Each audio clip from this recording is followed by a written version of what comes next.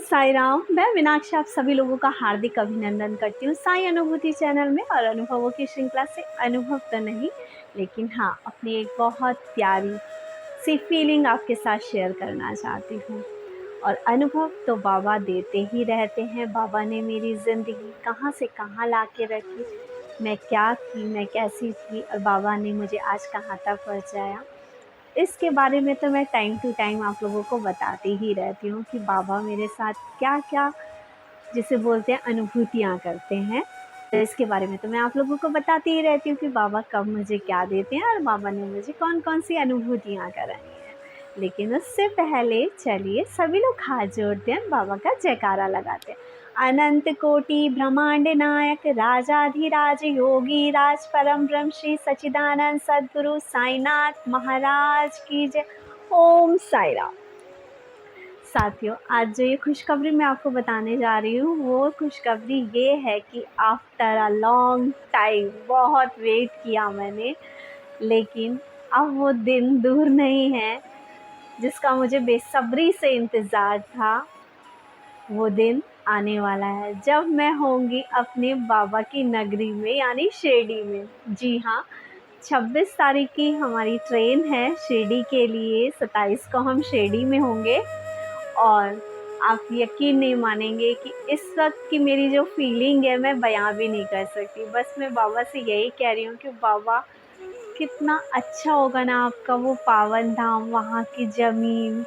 जब मैं वहाँ उस ज़मीन को टच करूँगी तो मुझे कितना अच्छा फ़ील होगा। वहाँ की हवा में जब मैं साँस लूँगी तो मुझे कितनी अच्छी फ़ीलिंग होगी। जिस चीज़ के लिए मैंने बाबा से रो रो के बोला कि बाबा मुझे बुला लो। मैं आपको एक बार की बात बताती हूँ। मेरी फैमिली में, यानी मेरे मायके से लगभग सभी लोग शिरडी जा रखे हैं। मेरी मम्मी पहले, कोविड से पहले मेरी मम्मी लगभग हर साल शिरडी जाती थी। लेकिन कोविड के बाद से थोड़ा मम्मी की तबीयत भी ख़राब रहने लगी और कोविड का थोड़ा माहौल ऐसा था तो मम्मी नहीं जा पाई। लेकिन 2020 से जब प्रॉपर लॉकडाउन वगैरह ये सब कुछ शुरू हुआ और मैं बाबा से ज़्यादा कनेक्ट हुई, क्योंकि पहले ऑफ़िस हुआ करता था तो सुबह उठना, अपने घर के काम करना, दीपक जलाना, बाबा की आरती वगैरह करना और बस चले जाना। इसके अलावा लॉकर में फ़ोन होते थे तो फिर शाम को जब छुट्टी हुई, बीच में अगर ब्रेक लिया तो फ़ोन चेक कर लिया। अदरवाइज़ फ़ोन से इतना ज़्यादा जिसे बोलेंगे अटैचमेंट नहीं था। और ना ही मुझे रियलिटी में बताऊँ कि बाबा के अनुभव शेयर होते हैं, चाहे यूट्यूब पे ऐसा कोई माध्यम भी है जहाँ से हम बाबा की लाइव आरती भी देख सकते हैं या बाबा से जुड़ सकते हैं और लोगों के अनुभव सुन सकते हैं। इस बारे में मुझे कुछ नहीं पता था।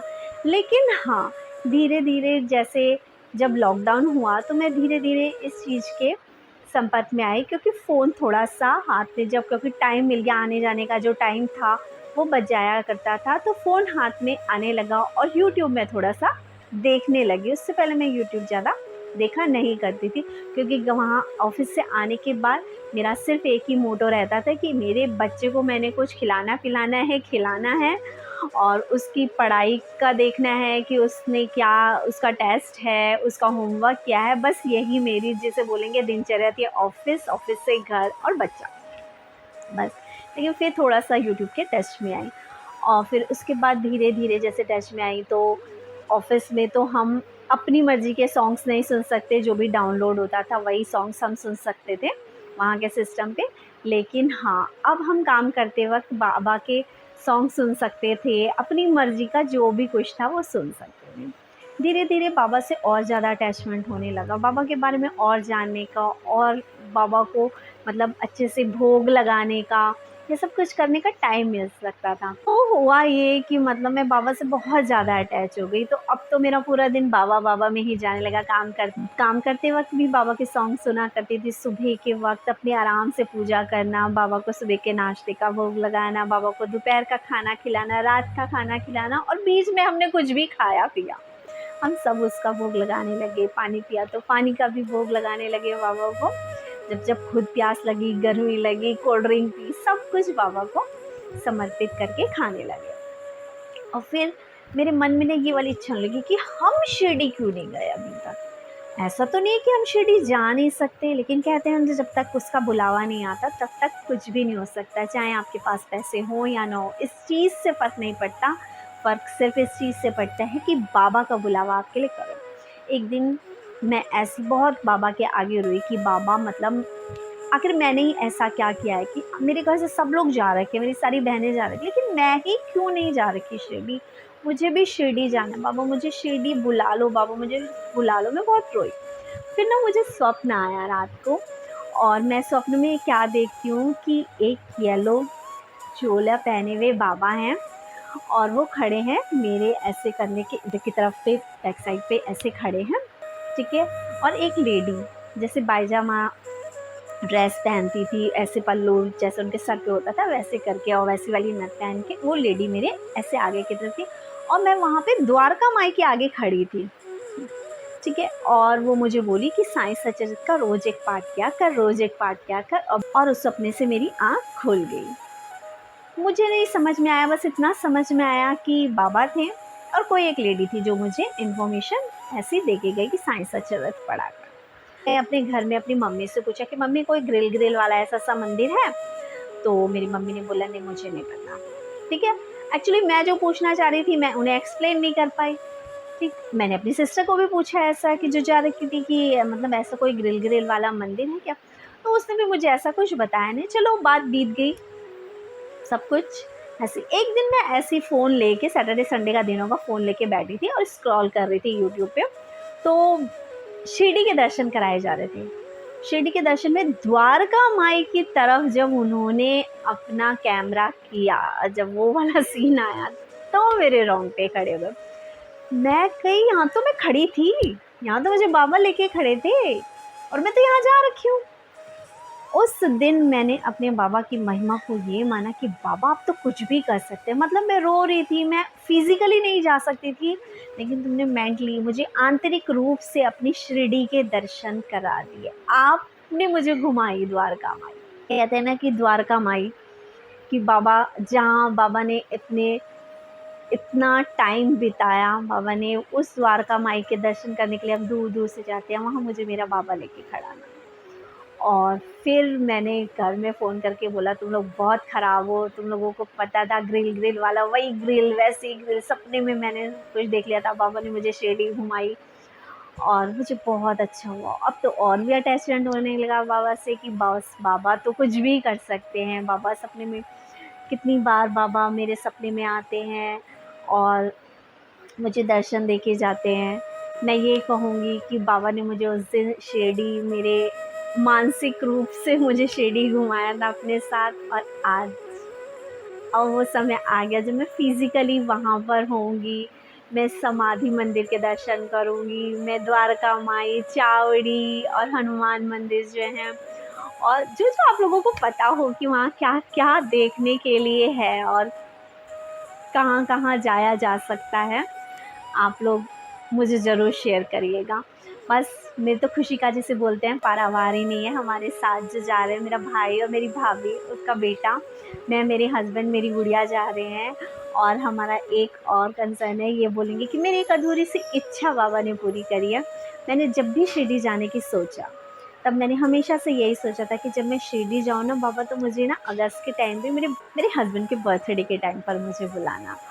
और वाक़ई बाबा ने मेरी इच्छा पूरी करी। पहले मुझे शिरडी बुला रहे हैं, दूसरी बर्थडे के टाइम पर ही बुला रहे हैं। 30th अगस्त को मेरे हस्बैंड का बर्थडे है, जो कि हम द्वारका माई के सामने ही मनाएँगे। जो वहाँ पे हो, वो बर्थडे में आ सकता है, और मुझे बहुत खुशी होगी आप लोग आएँगे बर्थडे में शामिल होने के लिए तो। और इसके अलावा बस मैं ये कहना चाहूँगी, मेरी भाभी भी कहती है कि उनके मन पर ये बात आई थी, बाबा क्या कभी शिरडी में आके मैं आपको राखी बांध सकती हूँ? क्या मैं कभी आ पाऊँगी? तो बाबा ने जहाँ मेरी इच्छा पूरी करी, वहीं मेरी भाभी की इच्छा पूरी करी, क्योंकि जब हम शिरडी में होंगे तो उस दिन राखी ही है। तो बस देखा बाबा किस तरह से इच्छा पूरी करते हैं। बस ये कहते हैं, धीरज धर वो रहमत की बरखा बरसा ही देगा। तो बस इस धीरज को हमने धरा। और सच बताऊं, जब बाबा ने मुझे द्वारका माई के स्वप्न में दर्शन दिए, उसके बाद से कभी भी मेरे मन में ऐसा कभी मुझे दुःख नहीं हुआ जिसे बोलते हैं कि बाबा ने मुझे शिरडी नहीं बुलाया। मेरे पास बहुत से लोगों के फ़ोन आते हैं कि बाबा शिरडी नहीं बुला रहे, शिरडी नहीं बुला रहे। तो मेरा हमेशा उनसे कहना यही रहा, सब्र रखो, जब वक़्त आएगा तो बाबा बुला लेंगे। और बहुत से लोगों ने मुझे जज किया इस चीज़ के लिए कि कभी मीनाक्षी शिरडी गई है क्या? अगर शिरडी नहीं गई है तो भई तो कैसे वो बाबा की भक्त हो सकते हैं? तो बस इतना कहूँगी, वो शिरडी वाला जिसे मैं अपना फ़ादर मानती हूँ, जिसे मैं अपना बाप मानती हूँ। और एक बाप को पता होता है कि उसकी बेटी किसी सर्कमस्टांसेस की वजह से, किसी परेशानी की वजह से या किसी भी चीज़ की वजह से अगर वो नहीं आ रही है ना, तो उसका बाप उससे मिलने आ जाता है। उसका बाप उसकी खैर खबर हमेशा ही रखता है। और बिल्कुल मेरे साईं वैसे ही हैं। भले ही मैं शिरडी गई हूँ या नहीं गई हूँ, बाबा ने मुझे दर्शन दिए मेरी दीवार पर आकर। जिस वक़्त मैं बहुत परेशान थी, मेरी खेती में आके बाबा ने जल दिया था। बाबा उसी पत्थर पे बैठे थे, बाबा के हाथ में वो मटका था, जैसे कि बाबा अपनी बगीचे में दिया करते थे जल, वैसे ही बाबा ने मेरी खेती में जल दिया था। और वो दिन है और आज का दिन है। बाबा ने हमेशा मेरे घर में सुख, शांति और बरकतें दी है, हमेशा में तरक्की दी है। और मेरे बाबा ने एक बार, मेरे बाबा का जो स्वरूप का जो गर्दन थी वो बिल्कुल ऐसे टेढ़ी हो रखी थी, और उस टाइम पे मुझे नहीं पता चला ये बाबा दर्शन दे रहे हैं। और मेरे मन में सिर्फ डाउट था कि ये गर्दन मैं कैसा स्वरूप उठा के लेकर आई हूँ कि मतलब इसकी गर्दन ही टेढ़ी है, और मैंने ध्यान ही नहीं दिया। और बस मैं भूल गई उस वक्त कि दर्द तेरे हो रहा है, ठीक है, तेरे से अपनी गर्दन इधर से उधर नहीं करी जा रही है, देख मैं तेरा भार ले रहा हूँ अपने ऊपर। तो जो बाबा ने उस वक़्त मेरा भार लिया था, ओम रूप में बाबा ने दर्शन दिए, मेरी रोटी में कितनी बार स्वरूप उभर कर आया। एक बारी मैंने बाबा को चंदन से जब नहलाया था, उसके बाद जो बाबा का जल है वो पीने के लिए ग्लास पे रखा था, और उसके बाद उठा के लेके गई थी क्योंकि ऑफ़िस का काम कर रही थी। तो जब देखती हूँ तो बाबा का स्वरूप उभर कर आ रखा था। और इसके अलावा आप लोगों ने बहुत बार देखा ही है कि मेरे कुशन पे बाबा का स्वरूप उभर कर आता है।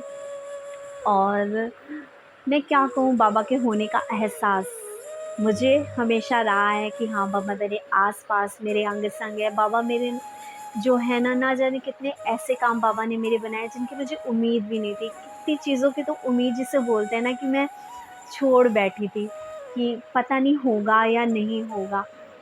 मतलब मैं ये कहूँगी, होगा या नहीं होगा की कंडीशन में तो मैं कभी नहीं रही।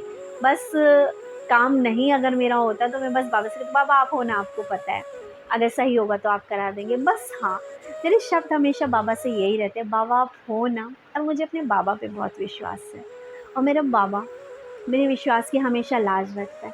कभी कुछ नहीं मिला तो उसके लिए बस बाबा से एक बार कहा, बाबा बस इतना, इसके अलावा और कुछ मैंने कभी नहीं कहा अपने साईं से। मेरा साईं मेरी हर चीज़ मेरे बिना कहे पूरी करते हैं। और अगर आप अपने आप को देखें, बच्चों के लिए आप लोग भगवान होते हैं, माँ-बाप भगवान होते हैं। तो आप बताइए कि आप अपने बच्चे की हर जायज़ नाजायज़ डिमांड पूरी कर देते हो? आप भी तो वही डिमांड्स पूरी करते हो ना आपके बच्चों की, जो उनके लिए फ्रूटफुल होती है, जिससे उन्हें कोई खतरा नहीं होता, जो भविष्य में उनके लिए अच्छी साबित होती है। तो आप कैसे भूल सकते हो कि वो ब्रह्मांड का नायक है, वो पिता परमेश्वर है, वो हमें कैसे कोई ऐसी चीज़ दे देगा जो हमारे लिए फ्रूटफुल ना हो। इसलिए बाबा पे विश्वास बनाए रखिए, बाबा की रज़ा में राज़ी रखिए, तो बाबा तो आपके ऐसे-ऐसे काम बना देंगे जिसकी आपने कभी कल्पना भी नहीं करी होगी। बाबा विश्वास है, बाबा आस्था है, बाबा श्रद्धा है, बाबा सबूरी हैं। जिस दिन हमारे मन में श्रद्धा और सबूरी का बीज कूट-कूट के भर जाएगा ना, उस दिन हमें किसी भी होनी, अनहोनी का, जिसे बोलते हैं ना, एहसास ज़रूर होगा, लेकिन ना उससे हमारी भक्ति पे कोई असर नहीं पड़ेगा। बस इसी के साथ सब लोग मुझे आशीर्वाद दीजिए और सब लोग मुझे ब्लेस करिए कि मैं अच्छे से बाबा की शिरडी, बाबा की नगरी, बाबा का धाम घूमूँ, और बाबा मेरे अंग संग रहें वहाँ पर भी। बस आप सब लोग कहिए बाबा से कि बाबा अपनी इस साईं बेटी को, जैसे कि आप लोगों ने मुझे नाम दिया ही है साईं की बेटी, अपनी इस बेटी को जो कि मायके आ रही है, अगर अच्छे से घुमा देना। बस इसी के साथ ओम साई राम। आप सभी लोगों के पास जो प्यारे-प्यारे अनुभव हैं चैनल के साथ शेयर कीजिए। हो सकता है कोई एक अनुभव ना जाने किस व्यक्ति की ज़िंदगी बदल दे। ओम साई राम।